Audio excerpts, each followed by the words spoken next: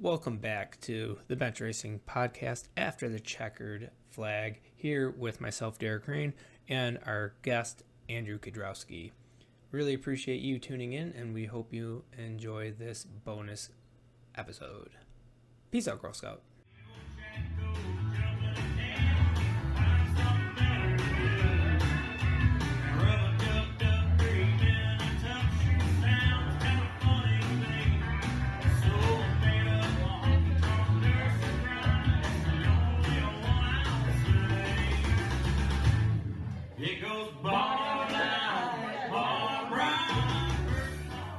I think there's been videos like of him singing. Okay. He's a good singer. Yeah. The old country and western, you know. Yeah. Wow. I'm surprised. I don't know why I'm holding this. Yeah. Yeah. I don't know why I was surprised that you got it. Like, he does have a singing voice. Yes. For those that don't know, we're talking about Tom Eller. That's who is singing us in. He's got probably multiple voices. Yes. You know? Yeah, that he does. So welcome to the Bench Racing Podcast. This is After the Checkers. Also, thank you to Tom Eller for that suggestion for their name. So thank you. This is presented to 3, 2, 1, go. This is presented by Hold My Beer. We are sampling Down the Hatch. So I know you just took a swig. What do you think? Yeah, it's good. Smooth. Ooh, yeah. There's no bite to it. That's nice. No, yeah, yeah. So thank you to Megan and Kyle at Hold My Beer. Yeah, this was true what they said. Down the Hatch is definitely like your general Miller Bud Light kind of thing. Where that's, yeah. So, we all know that Miller Lite has a unique taste, but it's a fine pilsner. Yeah, the finest. That's of what course. they say. So, of course, yeah. This is somewhere in between, like a Coors, which doesn't have any flavor, to a Miller Lite that has its own unique. Yeah. I don't mind it. Yeah. No.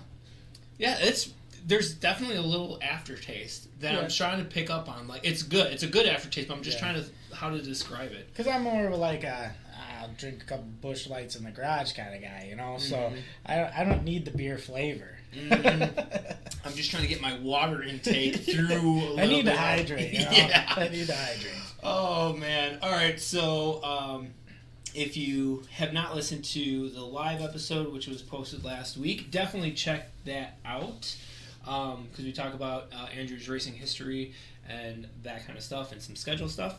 But one thing that he mentioned when he got here, before we even stepped into the house, was that up until 3 years ago, you worked out of a trailer / barn / driveway. I still remember when we bought the 410 and we put them in the barn, and I posted a picture, and someone said, "Looks like you're in a horse stall or something." I mean, that's because it was. You know, it was like super narrow, barely wide enough for a car. You know, and those 410, those tires are so big. Yeah, you know? it's so wide. So you put the thing in there and it takes up the whole aisle. And yeah, it was dark. There's no lights. Can't see a thing. You know, so you're like headlamp, the shop light, kind of trying to see stuff, and it really makes you be real precise on everything. Yes. You can't see a dang thing. It's like, it's great because there's shelter, but if it's remotely nice, like it's 40 degrees and the sun is peeking through the clouds, I'm rolling that thing outside so I can see. Oh, man. Yeah. So, man, like, that brings so much, like, there's, you know, even on our side, like, even the go-karts, we worked out of the garage, or not a garage, the driveway. Trailer You know, driveway. you open the trailer, you roll it out. When you're done, you roll it back in. If it's crappy outside, hopefully the trailer's big enough that you can do whatever you're trying to do. Maybe, yeah. You know, or easy up or something, you know. But I remember when I would winterize the Lightning Sprint, it was like, we're just going to pull the radiator hose in the trailer, and it sucked because you can't reach anything and there's no room, and you got every spare part and everything else jam packed in there because you don't want it to sit outside. You know, so it was, but now that sounds great because, like, I just bought an enclosed trailer. The first one I've ever owned myself. Oh, my Like, goodness. I was working, I was just hauling in With the an open 18-foot open car trailer, nothing fancy. Like, everything's in the bed of my truck. What happens when it rains? Well, I hope those totes are weather tight. Yeah. Because I'm only putting, like, my gear in the truck. Like, Yeah. everything else is going in the bed. Yeah. Like, how do you bring your buddies? You Yeah. know, like, there's Sorry, no- you have to ride in the bed. Sorry, the back seat's full. You can put the car and maybe your spare tires on the trailer. Yeah. Everything else is jam packed in the bed of the truck, and it's fine. But when you have weather, it's unfortunate. You're trying to like cover your seat with a blanket, pulling the padding out so it doesn't soak 'cause in water. Otherwise, you're all wet after hot laps. You Yeah. know? The seat doesn't feel wet, but she really absorbed that water. Once you sit there, you're about halfway through. You're Yeah. like, my underwear's wet. Yeah, now. like I am soaked. Yeah. Yeah. There's only two. To me, there's only two times where an open trailer is like, yeah. It's for When the you kids. win. It's for the kids, dude. When you win, yeah. Big hauler in your face. That's when I won with the World of when the World of Outlaws were in Beaver Dam. Yeah. And I won. Yeah. And everybody was coming up like I've never signed so many like hero cards or anything because like they're like that open trail, and then other people were like, man, dude, I saw you on the way here. You were driving down, whatever road. I saw you, man. That's cool. Like, open trailer, that's cool. And yeah, it is cool because everybody gets to see what you're bringing. Mm-hmm. You know? Yeah. But, There's no secrets. no secrets. But with the wing, it kind of sucks because like if you're going down the freeway, there's like no good way because you're not gonna put the wing in the bed of the truck off the car because now you have now you have nowhere to put your spare stuff because the wing is taking the whole bed of the truck. Yeah. You're not risking like stacking stuff on top of it. You get there, it's like something's all messed up. So you have to have it on the car. So then you're forced to kind of like what I did was I would put like blocks under the axle and strap the car down. So because otherwise the car's going like this the whole time. Oh, the sideboard is just the car looks like it's gonna tip over.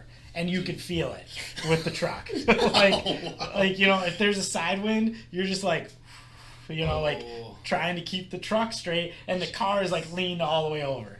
Wow. So you're trying to like lock down the suspension so that the wind's not just like there's no perfect dragging you solution. into the other lane. Yeah, there's no perfect solution, right? You think, open trailer means it's just cheaper and easier to maintain. No, there's definitely way cheaper, especially with the price of enclosed trailers right now. I mean, you can't. My dad bought a brand new enclosed trailer, 6-8 years ago, and it was like $6,000, brand new 24-foot V-nose enclosed trailer, right off the showroom floor. That same trailer is like $18,000 now for the exact same trailer. Yeah, it's stupid. So I'm sitting here thinking I'm gonna have this open car trailer forever, and just a deal came up where I couldn't pass it up, and I was like, I have to. It needed a little work, but I could fabricate a couple things. Yeah. I was a hobby farmer for a little while. I can weld, whether it's goobed up or not. It'll hold. It's not pretty, but it'll hold. And that's all you want in welding, right? The back door is a little messed up. It got real rusty. Obviously, when you're in the rust bucket, the rust belt, it gets rusty. So we had to cut some stuff off. 2 of the hinges broke. Put some angle iron in there, get the door straight so it opens and shuts. Good enough. Boom. It opens, it shuts, it seals. That's all you need. Yeah. It's better than not having a back door, right? Seriously. Yeah. The other good reason to have an open trailer is when it rains after a race day, like after you race, because then it's free car wash. Yeah. Well, not free, but like you still gotta wash it.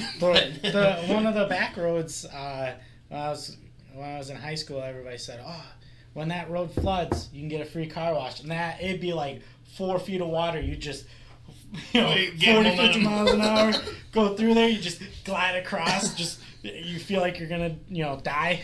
Yeah. Like, free car wash. You're like, oh, that's like free. You're going into the yard of somebody's house because you hydroplane. Like, the road's closed. I don't care. It's closed for a reason, but I need a car wash, so Yeah. I'm gonna have to go. And we're starving race car drivers, so anything free 99 is the best. My buddy had a Honda Civic. He drove through that 4-foot puddle. Didn't quite go fast enough. Stalled out. Put all the water into the intake. That car never ran again. Never. Oh, that's so sad. Well, life lesson there. Yeah, I mean, you gotta go faster. Have you seen those YouTube videos where it's like the guy is like, "Hey guys, like I know you drive manual, and you have first, second, third, fourth, fifth, sixth, and you know that R, you know what that stands for is race. So you get up to seventh and then put it in R and it'll go faster." And I could not believe how many comments there were like, "Dude, you lied!" Like, how did you back out of the driveway? You really hope that they're messing with you, right? Yeah, like, come on. And I feel like that's one of those stories where it's like, just you don't have to go super fast. Just go fast enough through the water. And my uncle told me that when he was in high school, he had a car that was a stick shift, and when he was on the freeway, he was shifting, and instead of going to fifth, he accidentally went to third, and it just grenaded the transmission because he was going like 75, and it just boom right there, just blew it to pieces. Wow. Could you imagine just like how that thing had to have just overwrapped and just transmission probably just practically fell out from underneath it. The transmission was like, "How about no?" He's like, "I'm so cool." Meh, meh, meh, meh. Done. Hey, have you ever seen the tack go all the way around and hit the needle on the opposite side, like a water gauge? Yeah. That's a helpless feeling. Like, it's weird when you like overheat a race car and the gauge is like at the end. You're like, "Oh, I didn't know it could do that." Yeah. Wow. So I watch my gauges a lot. Like, a lot. Like, you're not going fast enough. I mean, it's more. Yeah, that's true too. I mean, usually it's like. That's what my dad always told me. Wow, my dad's always like, "Watch the gauges." I'm like, "Okay, I'm watching the gauges." Like, so usually it's like coming off a. It depends on the track. Like Wilmot, me coming off of 2 is way easier than coming off of 4. Because you got forever. You're not gonna hit anything. Yeah. So coming off of 2, I'm like, gauge is good, needles up, good. Go to 141, turn 2 again. Because you're not looking for the turn 4 wall. Yeah. Beaver Dam is turn 4 is Beaver easier. Dam's my favorite track. That track is so fun. It's so fast. See, Vanderveer crashed. I did not. No, he crashed into B-Main. He's all right. He said he's sore. Center of his back and neck is sore, but yeah. Unfortunately, it seems like he has a lot of bad luck. He's had a lot of bad luck. Yeah. Like, just wrong place, wrong time. Yeah. Or right time, however you want to say Yeah, it. right place, wrong time, wrong place, right time. Yeah. Man, but like, dude, his energy though is just so contagious. It's good. Like, he's always positive though. Like, he's such a good dude. Yeah. He's the one that did all the stickers on the car. Really? Yeah. So if you're ever looking for it, you should check him out. He's out in Bristol. I think he was in Burlington for a little Burlington, bit. there we go. Burlington, he's in Burlington.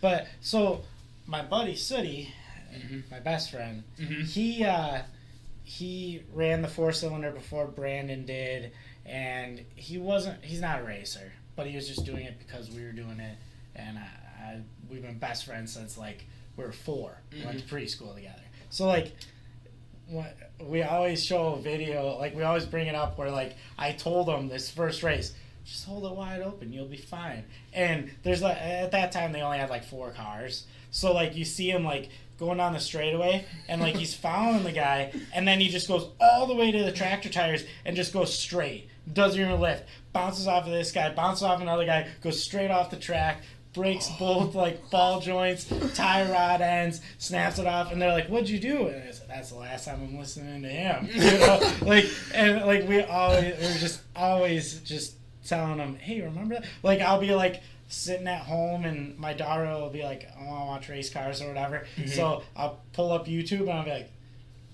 "Yeah, let's look at Uncle Sooty here. Yeah.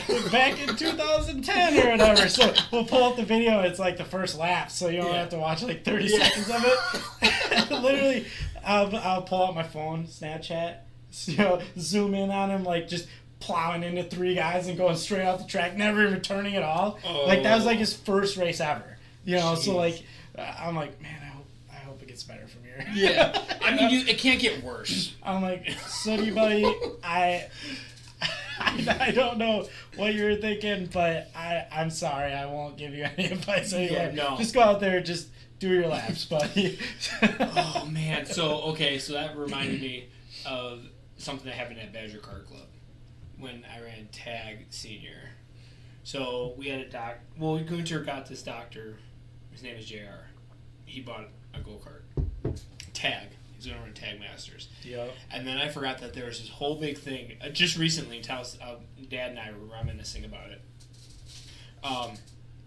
Like, Tag Masters was 35. And I forgot when he bought the kart, he was 34 and a half.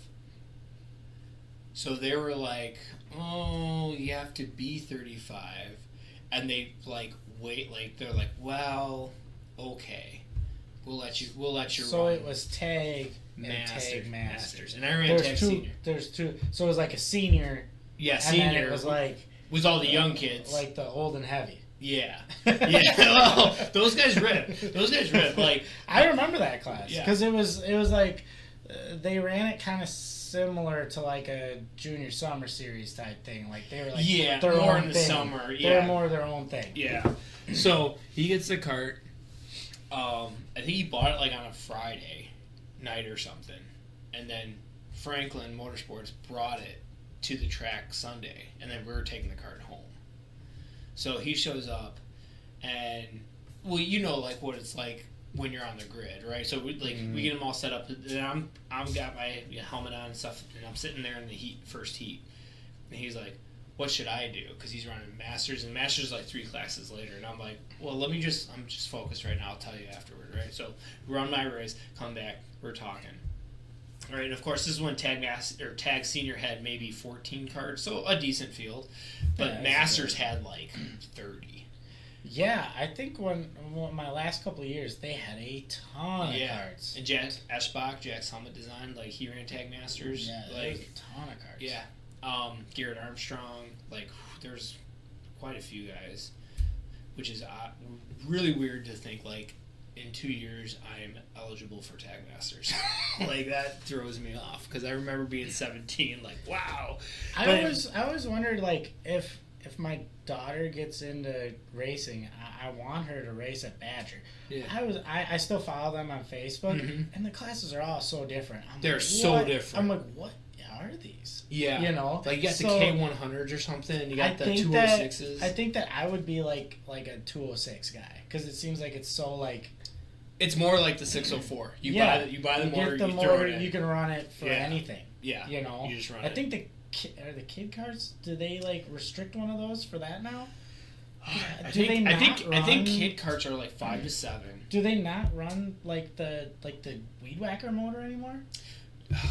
I'd have to check. I don't know that they do. Yeah, that's actually a good question. Because I think they run like something that looks like a big old like Rotax or something. Or a Honda. Is it a Honda now? It might be a Honda. I don't know. Yeah. Anyways, that'll be a good question to ask here to our future guest, because we'll have Eschbach on in a few weeks with Jimmy Sibia, so that'll be a good one to ask him.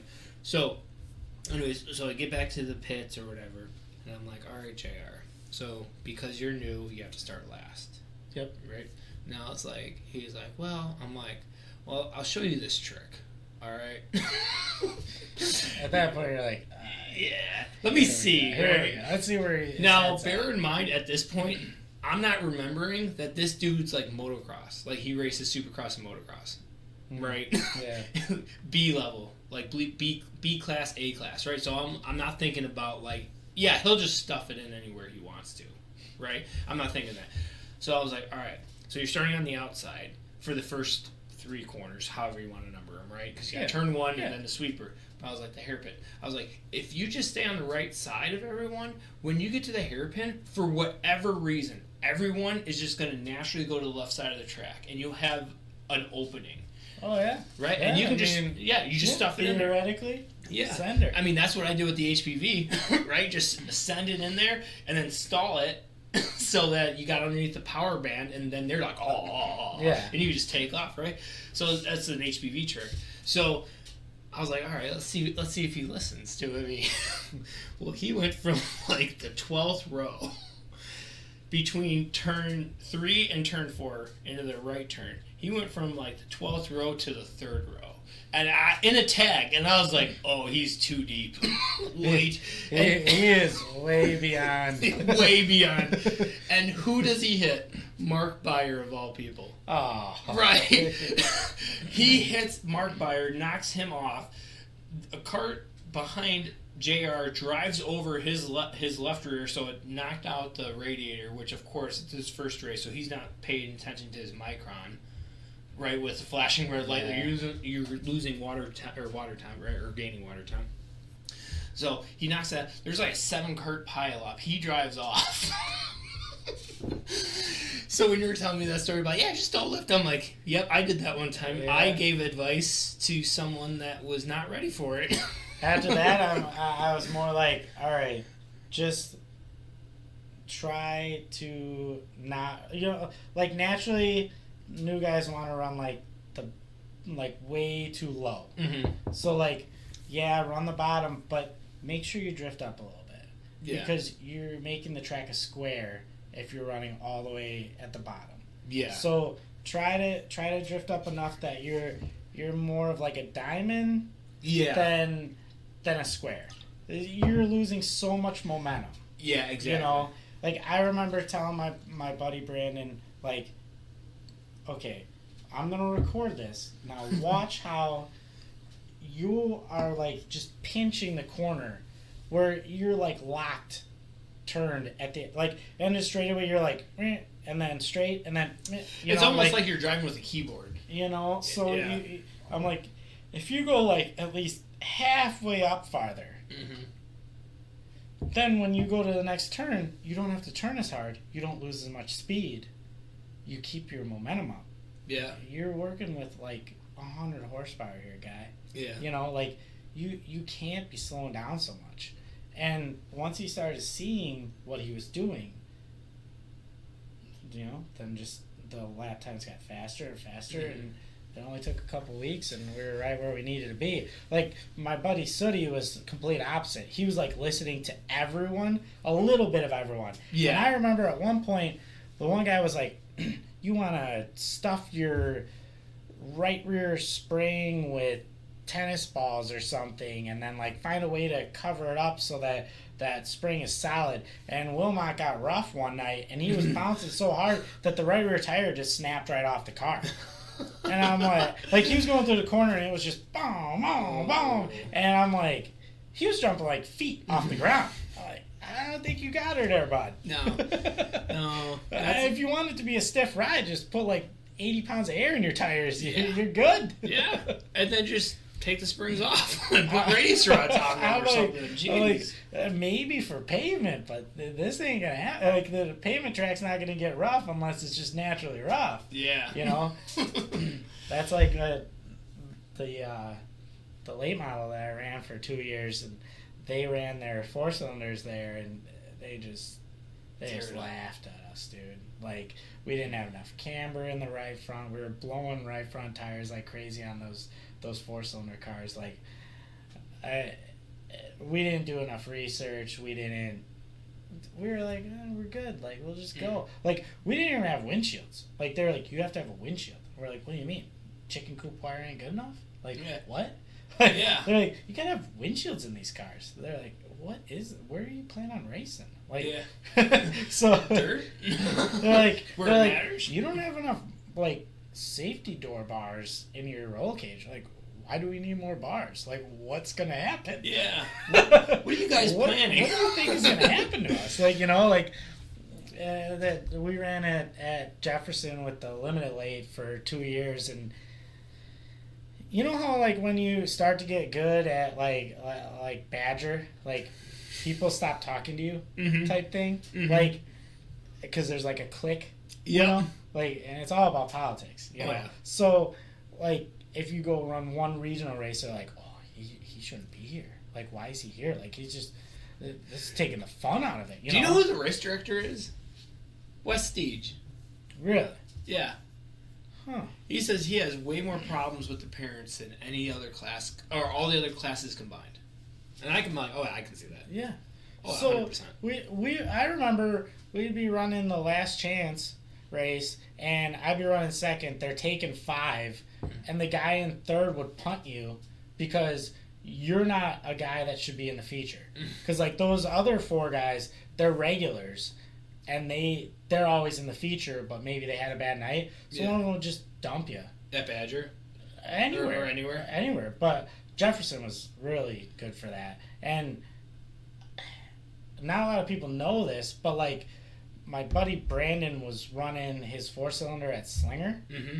And you know, like when you run a pavement track and like you get all the marbles on the tires and stuff, mm-hmm. and for some reason I just got the itch where I was like, the 410 thing ain't really working out. We don't know what the hell we're doing, you know? So I was like so discouraged. I was like, you know what? Told my dad, I'm like, we're just gonna sell the 410. We're gonna run Jefferson. We're gonna get a late model. And he's like, what? And I'm like, yeah, let's just get a late model. Why not? You know, we might as well try it. You know. Yeah. So I mean, a 410 to a late model is about the same price range, right? Yeah. Yeah. So we got the car and we got going, and it was fun, but it was just so much different, and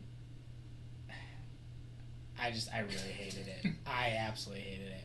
Like, I hated it so much that when I ran the 410 and the Lightning Sprint, I hated the modifieds, and I bought a modified. Like, that's how badly I just wanted to go back to Wilmot. Wow. And I don't regret it. The modifieds were a lot of fun, but I just got so sick of working on the thing. Like, you would literally have a good night. Say you got 6th or something. Usually I'd run like when I ran the modifieds, they had 28 cars a night. So I was like just barely in the top half, and I'd get like 6th or something. Awesome night. I go to wash the car, and like part of the frame broke off. And you'd be like, what? When the hell did this happen? Was this like, before it got fast or after it got fast? Like, or it was always like upper control arms would break, or a ball joint would bend, and you'd be like, I didn't even hit anything. Yeah. But the stuff's just not designed for that. Like, there's a lot of like chassis builders that say like, when the track gets rough, just pull off. You're just gonna break something, like something that's not worth breaking. You know, they're trying to make things lightweight. They're trying to make things. Well, what's minimum weight for a modified? What, 2,200 or something? 25? No, I think it's 2750. No, 20. It's 2450. So right around 2,500. Okay. Yeah, and like my brother needed to add weight. I only added weight to my modified because we needed more rear weight, like rear percentage. Yeah. So we just. That's the other thing with the Lightning Sprint. Yeah, I don't like. I tried like scaling my Lightning Sprint and like getting real in depth, but like it's not worth it. Like, no. I'd be like, okay, this is where I started out, and then after the feature, I was like, all right, we'll bring it home tomorrow. The car was really good, so we're gonna scale it, see what happened. I'd be like, wow, that's interesting. Those numbers look different. That doesn't make any sense. How did I do that? Yeah. You know? Like, yeah. The only way I feel that scaling works is like going from an old car to a brand new car. Like, because you can get that car somewhat in the same window, but it's just like not doing the exact same thing. You probably scaled carts, right? Or no, never. Like when we ran club level stuff, we never scaled our cart. We didn't know anything. But then about like percentages of what you want. Like it was when we started doing the national stuff, it was always like, this track has more left-hand turns, so we're gonna make the cross a little bit more favorable to the left-hand turns. You know, like you had the slotted like bearing like carriers on the axle, and you just kind of like tweak it a little one way or the other. You know, or maybe you could shim the front a little bit if you wanted to. But I didn't learn that until we were running with the Merlins for like Franklin cart. Yeah. We ran with the Veal Goods for a while with the Haas carts. Oh, That's Veal Goods, That's man. when we ran the national stuff. We went with them, so we would. Like when we went to Jacksonville, Yeah, I we forgot went you to drove a Haas, man. Yeah, all these memories. Yes. So we travel with them a ton, and then we I think one of the national events at Badger, we didn't make any of the features, and we were just like, we're done. Like we just this is my home track. This is your best track, and one of the like on a practice night. We ran one of our buddies' carts, and he had one of the Merlins, and like the big thing was like a 29, like chassis. I don't know if that's tubing or whatever. Yeah. That was the big junior. Like if you had a smaller driver, the junior and it class, was wedge. you right? didn't run yeah. you didn't run a 30 or 32. You ran a 29. Yeah. And we ran the cart, and I was faster than him in his own cart, and I was like right on the track record, and I was like. Yeah. Those carts are gone. We need this one. Yeah. So, and obviously that cart was perfectly set up. That he'd been running it for a while. Yeah. So, clearly, it's not like I'm just going to buy a Merlin. And it's going to be quick off the blocks. But they, like we bought the Merlin, and it was like a cart. It was a used cart that Franklin had. And we went out in the back. And at that point, they were in New Berlin. So we went up to New Berlin, bought the cart. He had like this chassis jig, and he's like, all right, it's a little tweaked. Takes this big pipe, bends the thing down, puts it on the, like it was probably like a 16th high on one corner. And he's like, nope, we're gonna fix that. And then they scaled it, and I ran like a year with that one. Then we bought a brand new one, and I won Midwest Sprint race.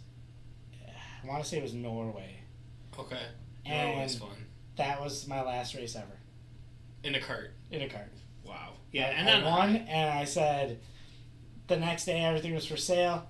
I had gone to Wilmot, sat in one of the Branham's lightning sprints. I said, "This is what we're gonna do." Mm-hmm. I said, "These seem like a good way to get into the dirt racing." So I got into it that way. Yeah. And we looked at a couple cars, and it was like a month where like the carts were sold, lightning sprint was bought.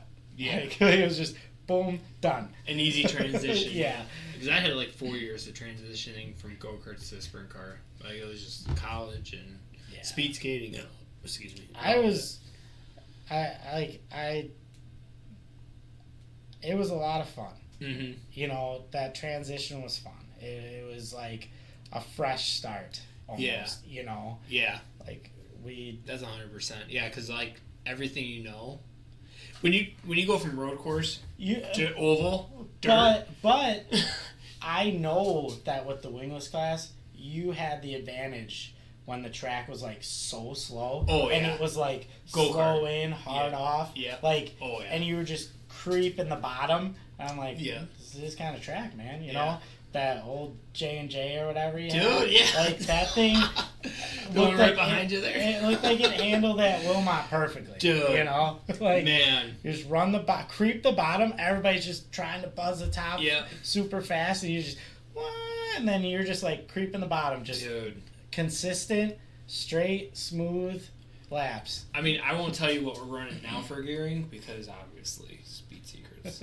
But like, those days we were running like 637.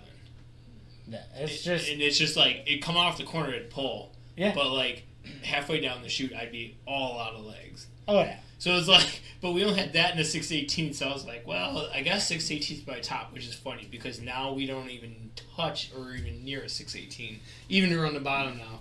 When we ran the lightning sprints the first time, mm-hmm. we ran a gear that nobody ran. Like, everybody ran a 14 tooth in the front, and like a 49 or 50 in the back. Mm-hmm. And we always ran a 13, 46 or 47. Like, everybody's like, what are you running? We're like, 46. And they're like, 14? We're like, no, 13. They're like, huh. And it was just like that right in between the sweet spot It just worked for that motor. Yeah. We have so many different motors we could choose from, and at that time you could run a 1200 too, but now it's 1000 cc, but the 1000 cc's now are way better than 1200s. Yeah. And they stay together, Yeah. Like the 1200s seem to be a little more fragile at full RPMs for 20 laps. For whatever reason. They don't want to do that. 14,000 RPMs for 20 straight laps, but and hitting ruts and bouncing around.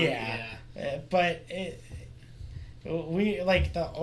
say like the 05, 06 Suzukis, they have more torque. The 07, 08s, they have more horsepower. But then you got 20 more horse if you run a 17 Suzuki or higher. Like it's just like, and when you're 900 pounds and 180 horsepower to 205, that's a huge difference. Yeah. But it's also the difference is like 10 grand. So it's very discouraging. Horsepower is money. But the motor, typically you can get them off of eBay, or there's guys that sell them on Facebook. Like there's like salvage bike guys, and they pull the motor, sell them. You can get the motor for $5-6 grand, but like especially with eBay, you don't know what you're gonna get.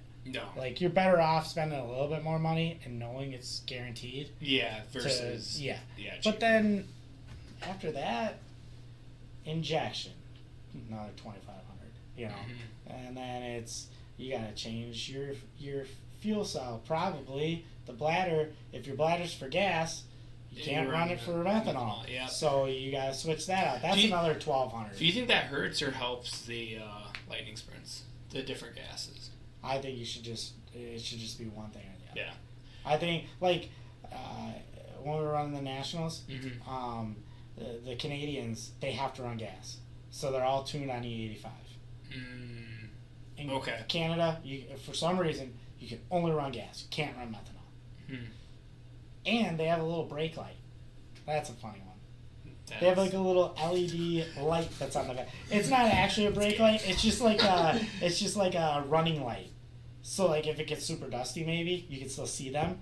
Like right above the bladder, like one of the crossbars, you have to have like where the seat belts mounts. Yeah. Kind of thing. Oh, that'd be so weird. It's so distracting. Because you're so used to like red. It doesn't have to be a certain color though. Oh. So like some of them had a red one, but some of them had like a white LED. Like they just had to have a light.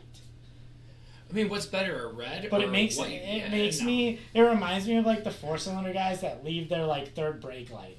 Like, like on the hatchbacks, they have the third brake light. Yeah. It's so funny to see, and it's extremely distracting. Because you're like, hey, buddy, why are you hitting the brake halfway down the straight? Yeah, I'm not. The brake light says you are. Yeah, I don't know. That's actually how I got my Facebook nickname, Breakfoot, was when I worked at K1 Buffalo Grove. Oh, yeah? So, did you ever go to Buffalo Grove, K1?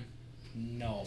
Okay. Only been to the K1 in Orlando. Orlando, okay. Well, Buffalo Grove is still there, so definitely check it out. But shout out to them. So you cross the start finish line, 180 hairpin. Then you go through a long, medium straight to a longer straight. Now this was the old configuration. So then it was a sharp hard right, sharp hard left, and then a very long 180. It's like a D-shaped 180. It was really weird. So, but then there was a bridge. That was Red Bull. So we just called it the Red Bull corner. So back when I worked there, this was before K1 had brake lights. So I'd run through there, and I had track record. Me and this guy, Austin, would go back and forth between the employee track record, which is the ultimate track record, right? Because it's always like a second faster than everyone else, right? So me and him were going back and forth. So this other guy, Ian, was like, how are you so fast? And I'm like, I don't know. He's like, well, where do you hit the brake on the track? I'm like, what brake? I'm like, I don't hit the brake anywhere. He's like, yeah, okay. Not even through Red Bull? And I'm like, no. He's like, it's blind. What if someone's sitting there? And I'm like, get ready. Better not do that. Yeah, get ready because this is going to hurt. But I won't see it coming, so it'll be okay. So, like a month after I had the track record there for a while, they finally installed the brake lights. Okay. And I swear every single person, right when they got right through the right part of it, right when they switched it to the left, you'd always see the brake light. Yeah. And then I jumped in it, and they never saw the brake light. And so they're like, "Oh, we're gonna call you brake foot." I'm like, "Why? I don't even hit the brake." But they're like, "Yeah, because you don't hit the brake." So, yeah. But brake lights are weird. Brake lights on race cars should not be. No. Like, that's one question I asked my grandpa when we went to Lake Geneva. How do they know when the other guy's hitting a brake? Because I was like 4 or 5, right? Yeah. It's like, how do you, like, I just pile into them. But he's like, no, you'd understand, like, when you're out there type thing. So, did you ever run at Lake Geneva? No. I went there a couple times. They closed in like 06, I think. 06, yeah. Yeah. I only went to watch. I never got to race there. But, yeah, my boss used to race there, Jeff Crucio, and his brother John. They ran Street Stocks and Bandits there. But, yeah. So, wow. That was a really good show. Yeah. Like, we're already, like, past 10 minutes past our bonus. It's perfect now. Yeah. I gotta pee again, so we're good. Oh, you gotta pee again? Yeah. Yeah, this awesome Down the Hatch, Hold My Beer is good. Right. Beer is good. It is good. Yeah. I like it. Yeah. So if you guys ever want to taste the beer that we're drinking, it's Down the Hatch by Hold My Beer, downtown Kenosha. And I forgot the number, but they got like 50 beers on tap. So just check that out. That's a couple stops for sure. That is, yes. That you'll understand why they call them crawlers. You see all the beer and you're like, which one do I want? Yeah. So much. And they have all stuff from Bud Light flavored type thing, not obviously light brand. beer. Yeah, light beer to more Bach. To the woolly mammoth type thing. Yeah, to the fight on it. Yeah, to the foo-foos where it's all fruit. Like, oh, those are my favorite. The citrus ones are my favorite. But yeah, so awesome. Well, thank you so much, Andrew. Oh yeah, it was a pleasure. I didn't think we were going to talk that much about karting, but man, dude, that was awesome. Yeah. Karting, those were the days. Oh yeah. Those were the days where your biggest worry was waking up on time to get to the track. Like, so early. So early. Yeah. For what? To stand around for an hour and a half to drive? Yeah. Go to the play place or the swing set or whatever. Yeah, dude. Oh. Just hanging out. Yeah, just hanging out.